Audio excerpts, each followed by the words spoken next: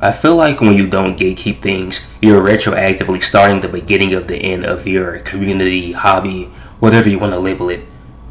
It's a strange phenomenon when an old guard is compromised and forced to appease and accept individuals they otherwise would not, or risk scrutiny or even job security, either due to powers that be or some liberal ideology. Those people are often just useful idiots for the top brass. This type of propaganda can be seen everywhere, in the gaming industry, where companies will take long-lasting franchises with decades of history, lore, and fans and completely flip it on its head in a desperate attempt to subvert or garner a phantom audience who never really cared to begin with. Franchises like Halo, a very Christian-endowed series about good and evil, now is trying to incorporate people who are on the spectrum of evil incarnate. I never played Gears of War past the third installment, where many OG fans would agree is where the franchise ended, but it too was hit hard. It went from a very gritty franchise about brotherhood, war, and sacrifice, and was quickly morphed into colorful garbage with a whiny female girl boss main character that no one asked for, on top of the obligatory dilation flags. Elements that if you told a fan back in the early 2000s, when these franchises first came out, that the distant future of these franchises would lead to this, they would have called you retarded and gay. Ratchet and Clank, another franchise I really love, went from an edgy satirical space adventure turned into a generic Pixar-ass story that turns its two iconic main characters into individuals with the personality of a plank of wood, while a new female character with all the spunk completely outshines them. Even the modern creators of that franchise spoke very disrespectfully about the classic games. There are so many examples of this happening that it extends far beyond the realm of gaming, such as movies and my forte, comics. Any new IP that these companies make that are backed up by these investment firms or just conglomerates is rarely successful. Speaking specifically from gaming, they flop hard, like Concord or that new Saints Row remake. This is why they'll take an old IP that was successful, that did appeal to the sensibilities of the original target demographic, which were straight males all the time. They'll make remakes and sequels no one asked for, and still have the power to do it over and over again. Movies like Terminator Dark Fate that bombed, or the new Indiana Jones movie that nobody watched that also bombed, just never stopped being made. Though that's also attributed to the fact series such as those just aren't culturally relevant with the youth anymore, which is a sad thought. Take Star Wars for example. Even though the previous Star Wars trilogies did make billions at the box office, what modern day kid, TikTok era kid, cares about Star Wars? The last time Star Wars was culturally relevant with kids was during my generation, in the prequel era. The Star Wars, the Clone Wars cartoons, Lego Star Wars, we had the last bastion of this once legendary franchise. It's sad too, because a franchise of this caliber should be something passed down from generation to generation. Classic modern day hero stories that centered men as aspirational, and in turn inspirational to the youth. But ideals and themes such as those cannot be allowed by people who are the antithesis of such foundational storytelling. I can't pinpoint exactly when these infiltrations happened. Some of them were no doubt always here, but they really exposed their nasty heads in the early 2010s. Ghostbusters 2016, the Gamergate shit. The influence of the internet definitely played a factor in the escalations of these coordinated attacks. I mean, think about it. Prior to the internet, there was a divide between fans and the creators who worked on these products. Originally, they didn't know much about you outside of broad superficial characteristics they could use to market towards you, and we didn't know much about them. There is a mystique about creators that is long since gone, just by checking their social media. Now you know their politics, where they stand on certain issues, and the type of people they keep in their inner circle, spurting out over whatever. This closer connection with fans has done more harm than good, because the most vile, insidious types of people often use this to attack, confuse, and subvert. And since there are often more of these fake weirdo fans on social media sites, it makes it seem like they hold the majority opinion, when that just isn't the case. A lot of these guys, like me, just don't waste time bickering back and forth with retards. These people are narcissists. They can't be reasoned with, so why bother? They even attack prominent creators when their ideology is challenged, or the game or movie doesn't line up with their brain-dead warped reality. Anytime a male character shows admiration for another man, they're deemed as gay. Only a truly sick, twisted individual could come to a conclusion like that. And I understand why these people think like that. Gay men or women or whatever gender abomination they want to call themselves cannot fathom the concept of brotherhood or camaraderie between men. They think guys like me think men shouldn't cry, but there is a difference between crying in silence on your own as a man should and crying like a child in public, bawling your eyes out. That's not how a man should act. Fine for a woman, fine for a child, but not a grown-ass man. This all cultivates into a war on masculinity. Video games, comics, and movies were often marketed towards straight males, especially the former two. Take comics, for example. A straight male medium if ever. It's always been that way.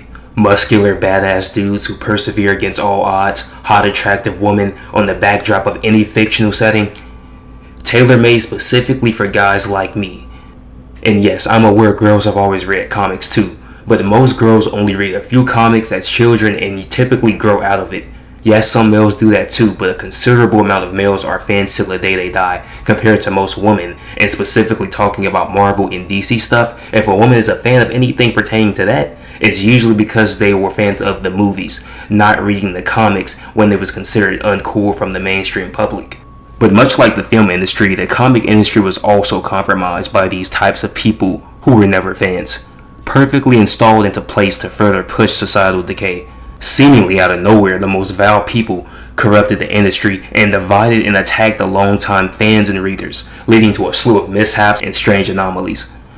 Most of these people hired had no previous experience with the comic industry and little creative ability to begin with.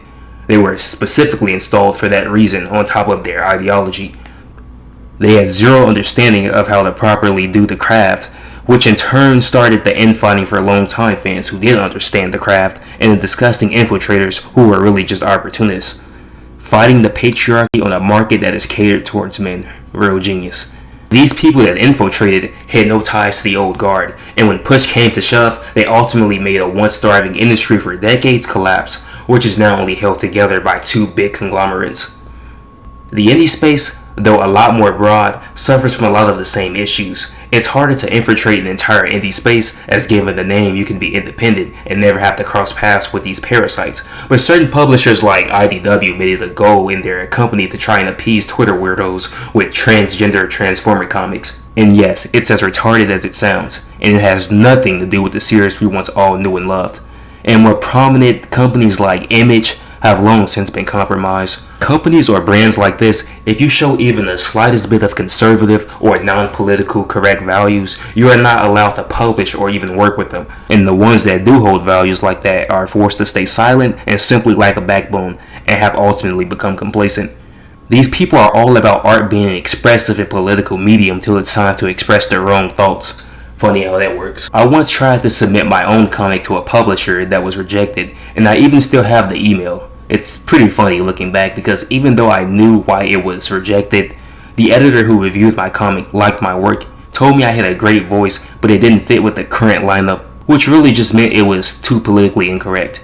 I'm not even an overly or hyper-conservative individual. I just like to see the logic and reasoning and everything and understand why the world is the way it is, and I often reflect that in my work. Logic happens to coincide with a lot of conservative values rather than the insanity that the left preaches. Evil can only destroy, not create, right? Destroy as in physically, mentally, spiritually, and societally. After I got that email from the comic publisher, they told me to look for a literary agent, and I did just that. I searched for days till I realized the publishing industry too had been compromised. Every single literary agent I could find was some liberal psycho that wouldn't dare publish anything that I would create, or publish anything that was opposing of their warped ideology, which should be illegal, but I guess isn't. Or maybe it is, but just isn't enforced. I remember not too long ago watching a video about how the publishing industry had been tainted. It too, like the movies, comics, and gaming industry, were predominantly fueled and consumed by men. There used to be cool covers with gripping titles that would appeal to a man's sensibilities, but when those people took over and infiltrated for whatever reason, I think we all know why, the covers of the books began to look bland, boring, smut garbage that woman-called literature started to take over, and the market ultimately shrunk because the main audience felt alienated. It's probably more nuanced and complicated than that, but this is the basic gist that reflects why gatekeeping is so important and what happens when you don't. All of these instances have one thing in common: the lack of gatekeeping. If a franchise or industry has been compromised to the point of no return, why still support it? In a fledgling attempt to save a dying industry, you still give these people money who actively wish you were dead and advocate for the death of children when a crazed tranny shoots up a church. Literally what just happened as I was writing the script. They shit on any and all that you stand for, if you stand for anything at all. If there truly is a ghost audience that these companies try to appeal to, many of these franchises should have long since died, but they don't, because the people who bitch and complain and moan never just let it go. Some grifters in the space, and some ignorant. It's one of the reasons why I'm so jaded with the gaming industry now. So many invaders infiltrated the medium once targeted towards straight males and pushed their disgusting depravity on it, and so many game sequels or remakes being badly designed and altered to fit the modern sensibilities. They altered the appealing aspects that was marketed to guys like me, and I understand that many of these companies are being subsidized by firms like BlackRock or conglomerates like Disney, but even companies like Disney can only take so many hits before they consider course correcting. Course correcting in a sense they're only going to do it temporarily. Let's be honest, liberal adjacent companies would never do a complete 180 turn on a crowd that gets them millions alone from firms like BlackRock for simply pandering to them. Just because they removed the ESG and DEI from their websites doesn't mean this is going to stop anytime soon. Don't be so gullible. Getting a president in office isn't going to change how these companies operate or anything. It's a 4-year term, and these are private companies. They can discriminate how they please, mock you and mock your religion, while keeping other religions like Islam and Israel on safe wrap, because we all know who owns these companies. The time to gatekeep is long past, and many attempts from my favorite industries like gaming or comics just lead absolutely nowhere at this point. The only real way would be for a total reset, but the money's too grand, and the consumer base, the ones that don't pirate, are just too Stockholm or fueled by greed to care. I'm not trying to be some doomer or anything. I know things are very bleak, believe me, I know. But sometimes you just gotta be the change you want to see. That's one if not the main reasons I decided to seriously start pursuing this comic making path of mine. It's a long and hard road, but it's one of those light at the end of the tunnel ordeals.